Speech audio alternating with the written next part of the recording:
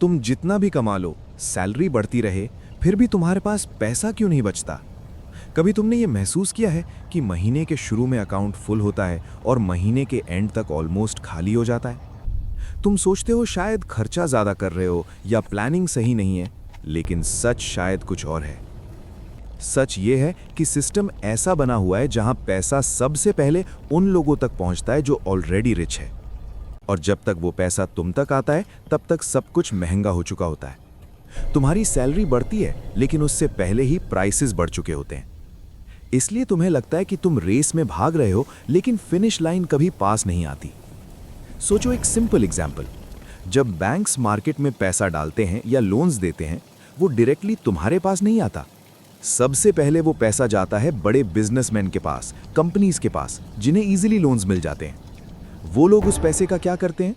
वो प्रॉपर्टी खरीदते हैं, स्टॉक्स में इन्वेस्ट करते हैं, नए बिजनेसेस शुरू करते हैं।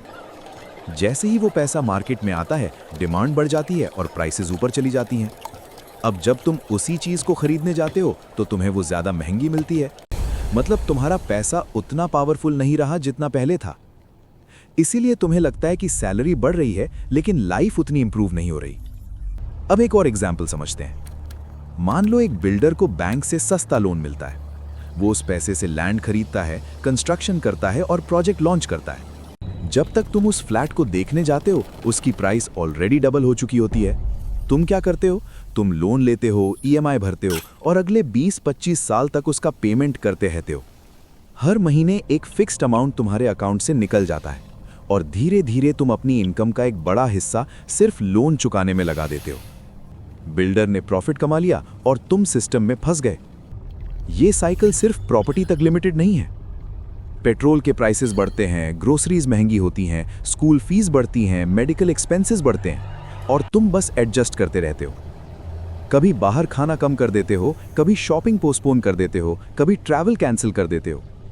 लेकिन एक चीज कभी नहीं रुकती, और वो है महंगाई।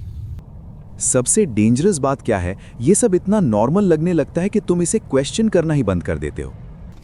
तुम्हें लगता है कि यही लाइफ है, सबके साथ हो रहा है तो ठीक ही होगा। लेकिन असली प्रॉब्लम यह है कि तुम्हें गेम समझाया ही नहीं गया। तुम्हें सिर्फ ये सिखाया गया है कि पैसे बचाओ, सेफ रहो, रिस्क मत लो, लेकिन ये नहीं सिखाया गया कि पैसा कैसे बढ़ाया जाता है। अगर तुम सिर्फ सेविंग पे डिपेंड करोगे तो इन्फ्लेशन हमेशा तुम्हें पीछे खींच लेगा। आज जो 100 रुपए की वैल्यू है, कल वो उतनी नहीं रहेगी। और अगर तुम्हारा पैसा ग्रो नहीं हो रहा तो टेक्निकली तुम लॉस में हो। ये एक इनविजिबल लॉस है जो तुम्हें दिखता नहीं, लेकिन होता रहता है। अब एक और एंगल से सोचो। रिच लोग क्या करते हैं? वो सिर्फ पैसा बचाते नहीं हैं, वो पैसा लगाते हैं जहां से पैसा और पैसा बनाता है। वो एसेट्स खरीदते हैं, जैसे प्रॉपर्टी, स्टॉक्स, बिजनेसेस, जहां उनका पैसा टाइम के साथ ग्रो होता है। और जब इकोनॉमी में नया पैसा आता है तो सबसे पहले उनके एसेट्स की वैल्यू बढ़ती है। इसका मतलब वो और रिच हो जाते हैं बिना एक्स्ट्रा मेहनत के। और तुम वहीं के वहीं रह जाते हो या कभी-कभी और पीछे चले जाते हो। यही रीजन है कि गैप बढ़ता जा रहा है। रिच और रिच हो रहा है और मिडिल क्लास स्ट्रगल कर रहा है। लेकिन इसका मतलब यह नहीं है कि तुम कुछ नहीं कर सकते। सबसे पहला स्टेप है अवेयरनेस। जब तुम्हें समझ आता है कि प्रॉब्लम क्या है, तभी तुम सॉल्यूशन ढूंढ सकते हो। अगर तुम्हें इस सिस्टम से जीतना है तो तुम्हें अपना अप्रोच चेंज करना होगा। सिर्फ हार्ड वर्क से काम नहीं चलेगा, स्मार्ट वर्क जरूरी है। सबसे पहले तुम्हें अपने पैसे को आइडल रहने से रोकना होगा। बैंक अकाउंट में पड़ा पैसा सेफ लगता है, लेकिन वो ग्रो नहीं कर रहा होता। इसलिए धीरे धीरे इन्वेस्टिंग शुरू करो। चाहे छोटी अमाउंट से शुरू करो, लेकिन कंसिस्टेंसी रखो। स्टॉक्स, म्यूचुअल फंड्स, गोल्ड, जो भी तुम्हें समझ आए उसमें इन्वेस्ट करो। दूसरी चीज, अपने एक्सपेंसेस समझो। हर खर्चा जरूरी नहीं होता।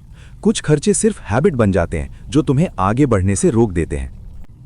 और तीसरी सबसे इंपॉर्टेंट चीज, अपनी इनकम बढ़ाने के तरीके ढूंढो।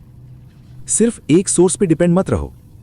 साइड स्किल्स सीखो, नए अपॉर्चुनिटीज एक्सप्लोर करो। जितना ज्यादा तुम अर्न करोगे, उतना ज्यादा तुम इन्वेस्ट कर पाओगे। और धीरे धीरे तुम सिस्टम के अगेंस्ट नहीं, सिस्टम के साथ खेलने लगोगे। तो अगली बार जब तुम सोचो कि तुम इतनी मेहनत करते हो फिर भी आगे क्यों नहीं बढ़ पा रहे, तो याद रखना, प्रॉब्लम तुम नहीं हो, सिस्टम ऐसा डिजाइंड है। लेकिन अगर तुम समझ जाओ तो तुम इस सिस्टम को अपने फेवर में भी यूज कर सकते हो।